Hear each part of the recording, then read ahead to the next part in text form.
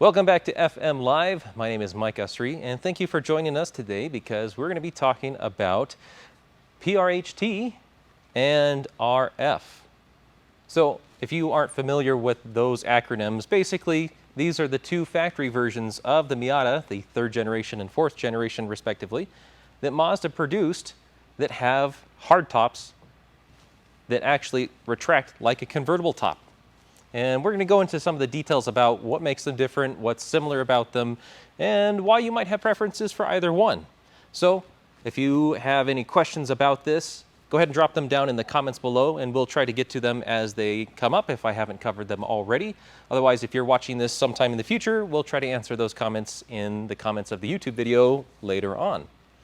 So, as I mentioned, these two cars, they both have hardtops, but they are actually still convertibles. And basically, you may be used to any other Miata, literally, that has a soft top. And this functions much in the same way, except for that it has motors and it's functionally a hardtop when it's closed rather than a canvas or some kind of a cloth top of sorts. Not really that difficult to differentiate. They look very similar but sound different. They look like body panels.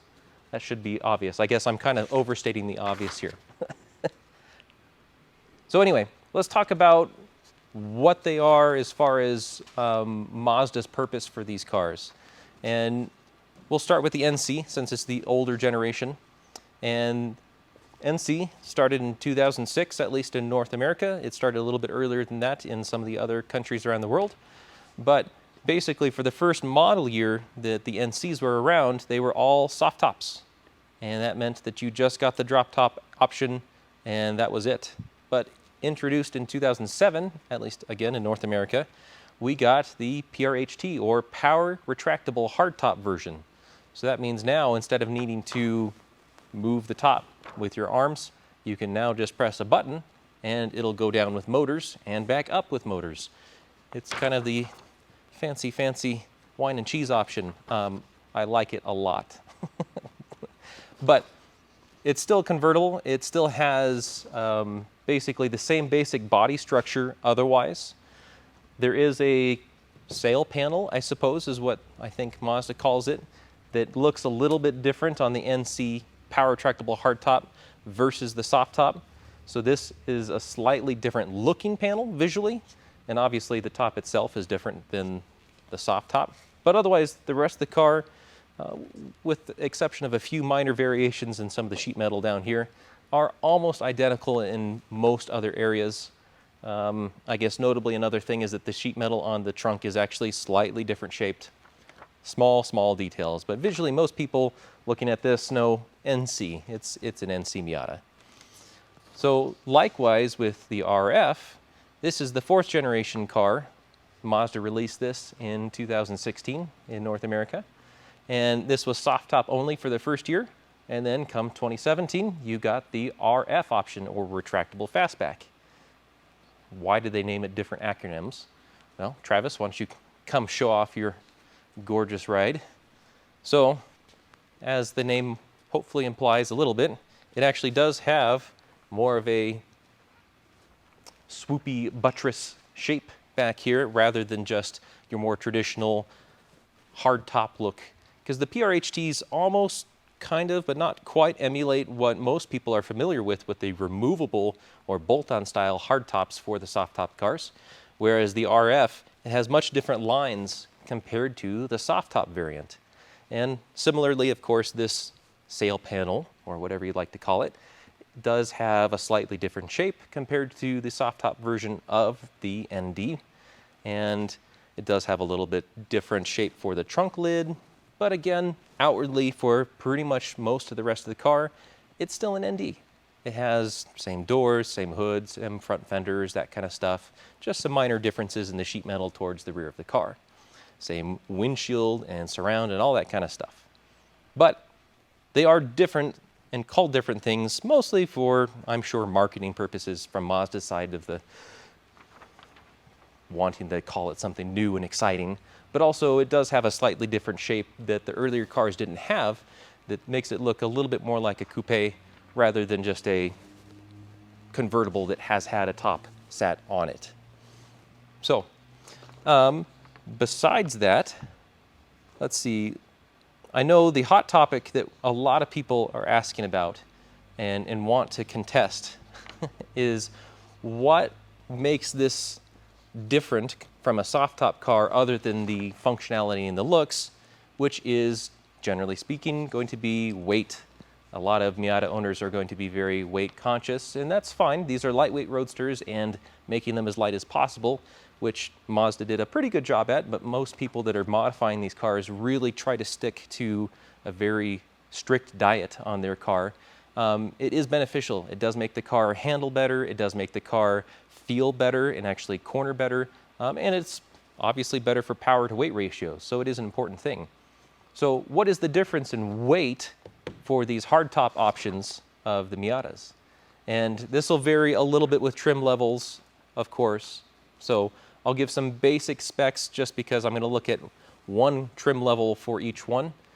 And if you're comparing Club Sport or the GT or just like the Sport trim across, you're going to get wildly different numbers. But keeping along the same trim levels, we're going to see a difference of about 100 pounds for the PRHT more than the equivalent same trim level soft top version of the NC.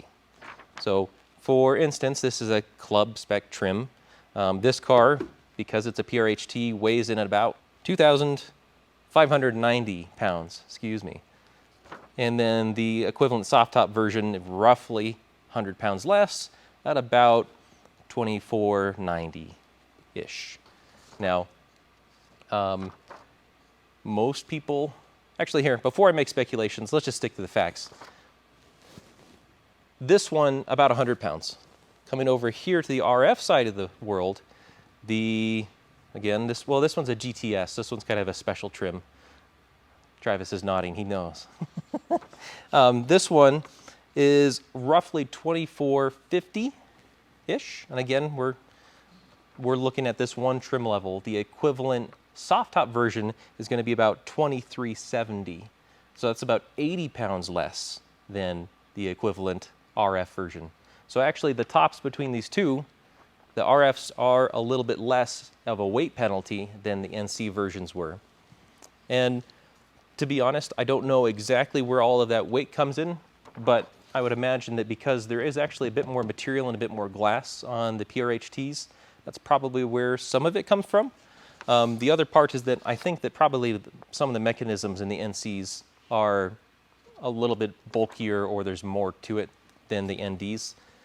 Very likely the Mazda engineers simply learned from this model and were able to implement it a little bit more tidily on the NDs, so that way it wasn't quite as much of a weight penalty. Now, unpopular opinion here, I'm going to say most people that are pro soft top are happy with the weight difference, and that's fine. But I think that a lot of people probably, if they were blindfolded and the tops were down, well, no, that's bad. Don't drive blindfolded. If they didn't know, didn't look behind them, and the tops were down, driving a power retractable hardtop versus a soft top car, they probably wouldn't be able to tell the difference just driving the car. And I think that because, generally speaking, these cars have about 12-gallon gas tanks in them. The difference between an empty gas tank and a full gas tank, it's about 80 pounds. So if you have been driving the car, especially if you're a racer, you probably actually do have a little bit of an idea and you can feel that weight difference. But if you're a casual driver or even an aggressive canyon driver, but not really racing the car, you may not actually be able to feel that much of a weight difference on a car because that's only about 2% of its overall weight. So not a big deal. At least personally, I don't think so. Take that as an opinion for what it's worth. If you have a contrary opinion, let us know in the comments. We would love to hear it. The next thing I wanted to talk about is they're both great cars. They're both fun. They both have really nice creature comforts. But of course, now that we have a loss for the NC, how can we make that back up? What other contest can we think of? I had an idea. Which one is faster? Let's see which one goes down faster. Because I think the NC may have the RF beat. So I'm going to call over my two special Vannas to help out. I'm going to have one with a stopwatch and then one Mr. Matt to help me with setting up the car, because we're actually going to time the tops going down. Ethan, would you ready your stopwatch?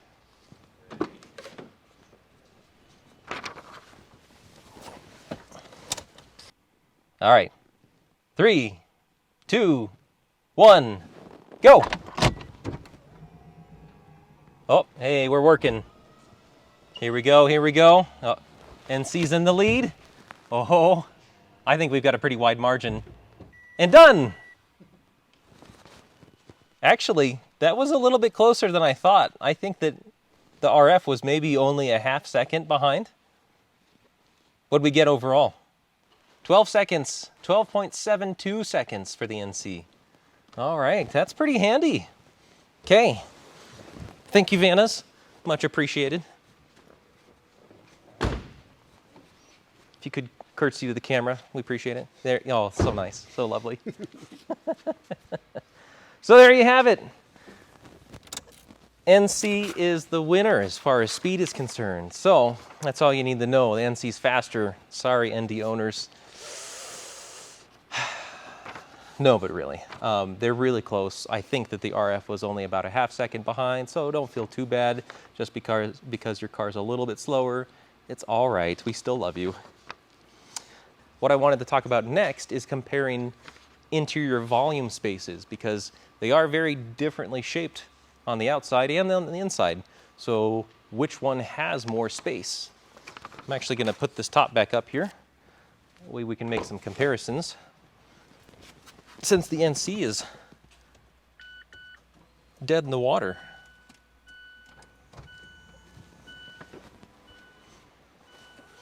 And by the way,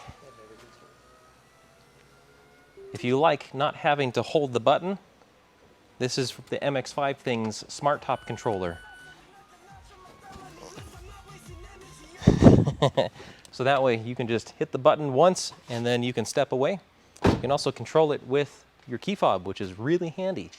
I would love to show you the same thing on this car, but it also needs a battery to make that work, so my apologies. All right, so Travis, if you'd like to come around over here, I'll show you from the driver's side. One of the things that a lot of people want to determine before they get an NC or an ND, if they're considering a hardtop roof car, is will I fit? We get a lot of questions about, is this a car that I can fit in? Does this one have more room or less room than the other generations or models? So this, for reference, is an NC3. It's a club. The seats are a little bit different from the NC ones, but for this point of reference, these are stock seats. I haven't modified the rails. I haven't modified the seats. They are completely stock. And going from base of the seat all the way up to the roof here, it's probably a bit hard to see, sorry if it's dark, but we're probably about, 36.5 inches, maybe 36.75 inches from base of the seat to the roof. So that's pretty good. And just for point of reference, since it sometimes helps to see a live person in there, I'm a 6 foot wannabe. I'm about 5'11.75", and sitting up straight with good leg room, I've got about an inch from the top of my head to the interior or the underside of the power retractable hardtop. And in this car, just note, since we're looking at it, it is plastic. It's kind of not too dissimilar from the plastic that's on the dash. So not anything terribly suave, but it's fine. It's nice. It's in good shape. It's a much nicer and more kind of fitted interior than some of the hardtops like the NAs and NBs, where they just got a little swatch of fabric or insulation in the top compared to the power retractable hardtop models and the NCs. So good, adequate. For me, plenty of room. I also tend to have a taller torso than I do as far as like the length of my legs. So if you're an average size person height-wise, you'll probably fit just fine. Let's go take a look at the RF.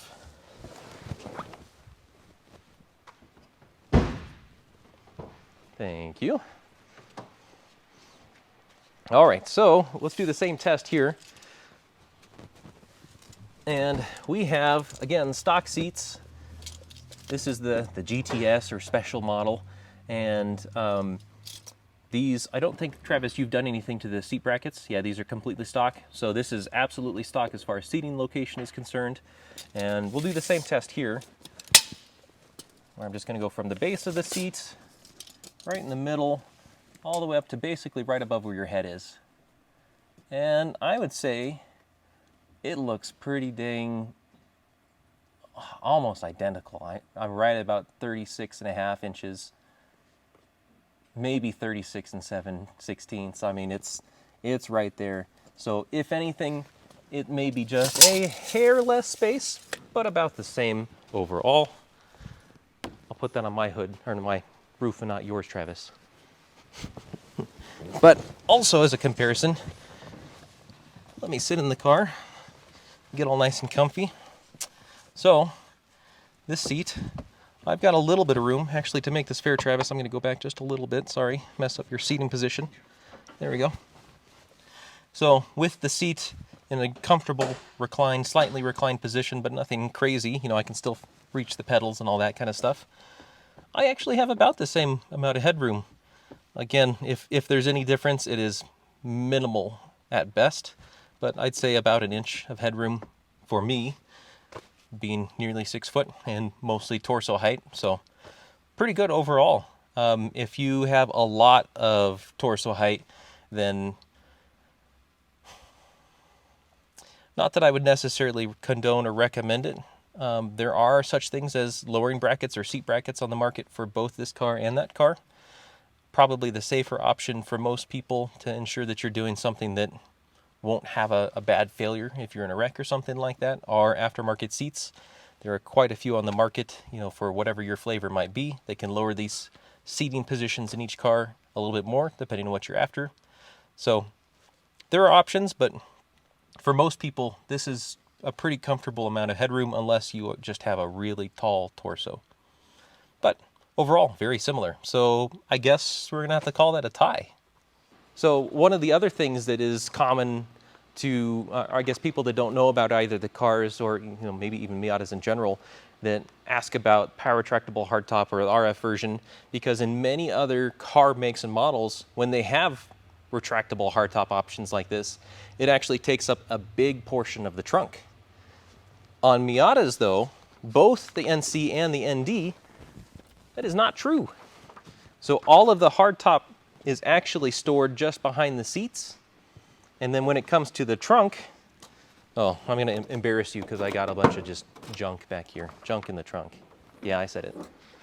But all of the trunk space, this is the same trunk space. I've removed the interior panels because I've been doing electrical stuff back here. But this is the same as a soft top. It doesn't take up any more room. This is the exact same trunk that you'd see if you had a soft top model. And same thing with the RF. The RF is a little less obvious that it's got the top stowed away because it's just this top panel that gets tucked down. But if I pop the trunk on this guy, I'm sure Travis's trunk is going to be pristine and probably the vacuum carpet and, yep, a rolled up sunshade. Look at that. So pretty. But again, the trunk space in the RF is the same as the trunk space in the soft top. This doesn't actually eat up any more room than the standard soft top does. Both of these cars, their top mechanisms, it's all behind the seats. And this is the space that if this car had been equipped with a soft top from the factory, it occupies the exact same space. So no problem as far as missing out on luggage space or being able to stow extra random bits of crap in it like I do. It all fits the same no matter you have a soft top or a retractable fastback or PRHT. From here, let's talk about some more opinionated stuff. So opinions, people want to know, why would I buy this car versus this car? Obviously, aesthetics has a bunch to do with it. We're going to leave that aside. Obviously, I'm a bit biased, so we'll leave that alone, you can make your own call there. But one of the things that is important for a lot of people, as I mentioned earlier, when we were looking at the seat height to the bottom of the inside of the roof, I suppose, is how much leg space is there? Do you have enough width? You know, what is it like comfort-wise for bigger people or people that like to have more room? So, personally, I think the NC has a bit more room. It has a bit more leg room. The steering wheel actually is a little bit further back in relation to the pedals. And so I find that a bit more comfortable because I don't like to be really up close to the pedals. It feels like my legs are kind of jammed up underneath me. My knees are hitting the steering wheel. So for people that do have longer legs, typically the NC is a little bit nicer because you do have a bit more leg room and you can scoot your seat back and still be comfortable and reach the steering wheel. That's kind of an opinionated one. I'll leave that alone. Besides that, otherwise in the interior, the other thing that maybe Travis, you can kind of showcase here, and where's my tape measure? The one thing that I think makes the NC feel a bit roomier is that the distance between the headrest and the window surround is actually a bit wider than for the NDs.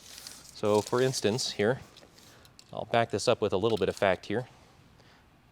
So let's just go to the front of the headrest here. I'm looking at about 23 and a quarter inch right here versus with the RF.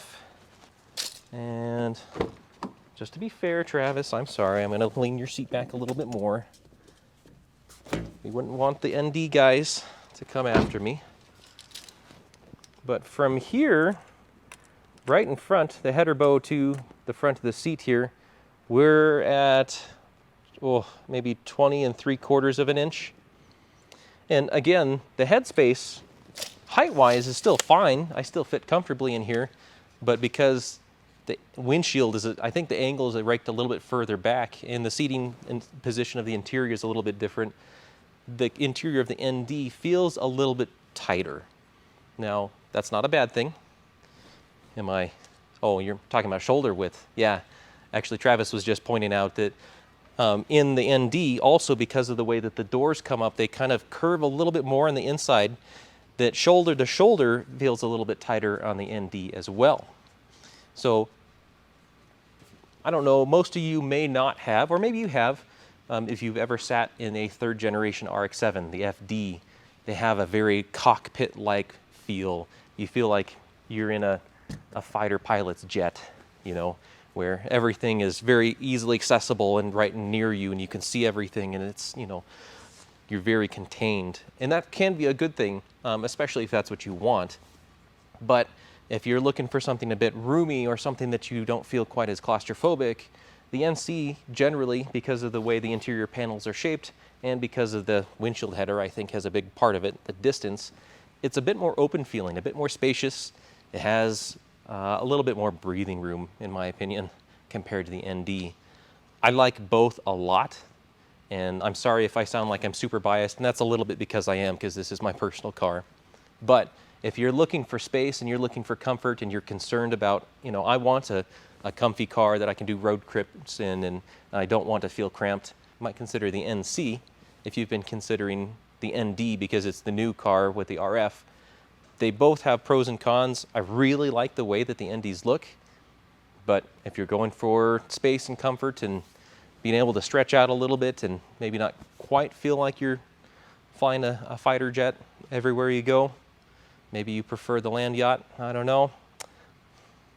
It is a little bit more comfortable in my opinion. I like the NC for the amount of room and the amount of space and the amount of open air, even when the top is closed, that it feels like compared to NDs or even the NAs and NBs that to me have a little bit tighter of a feel, and they are a bit more, the interior feels like it's almost a little bit more molded around the driver compared to the NC, which is a little bit more open comparison with the seats and the interior shape altogether. Okay, let's get back to some numbers. Another thing that a lot of people want to know when they're comparing these cars is, okay, well, we've talked about the weight, we've talked about how fast the tops go down, we've talked about interior space, but now let's get back to some real world usability numbers, and let's talk power. So these cars actually aren't too dissimilar as far as power is concerned.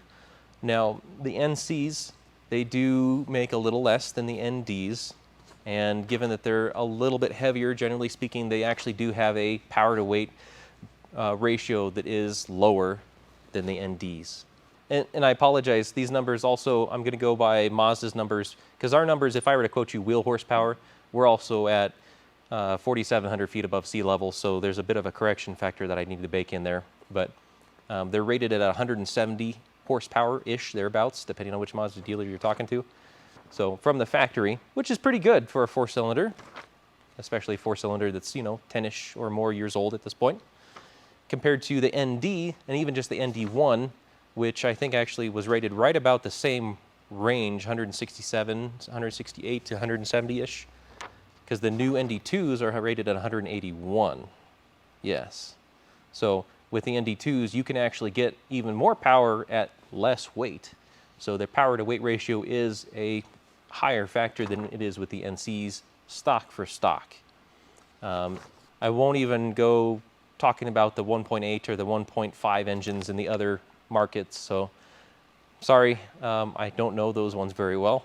I would assume that we're talking very similar power to weight ratios overseas. So actually, if you know those numbers, drop them in the comments below. I'm sure that a lot of the other people watching would be very appreciative to see what it's like in some of the other countries that have the 1.8 liter engines or the 1.5 liter engines that came in some of the cars overseas.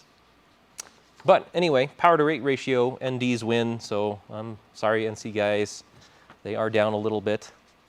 I'll take this as a moment to shamelessly plug that we are getting really close to having all of the hardware bits done for our NC Turbo kit. So keep an eye on our pages, because we will be releasing more horsepower, so that way we can get rid of this silly ND power to weight ratio winner. Okay, the ND1 guys still have a turbo, so that's all right. We're just catching up. All right, so let's see. I kind of covered most of the high points. Do we have any comments or questions that I haven't covered already? No. Okay. Wow. I must just be talking to NC owners already. You guys already know what the deal is. You already know this is the answer. All right, well, let's go ahead and wrap it up. So thank you all very much for watching. If you are watching this in the future on YouTube and there was a question in here that you had but I didn't answer it in this video, drop it in the comments down below. We'll try to answer it as best we can after this video has been posted to YouTube. Otherwise, we really appreciate you watching live, and of course we will try to do this again next week, same time, Thursday around 2 o'clock Mountain Time. And we appreciate your attention. Thank you all for watching again. My name is Mike, and we will see you next time.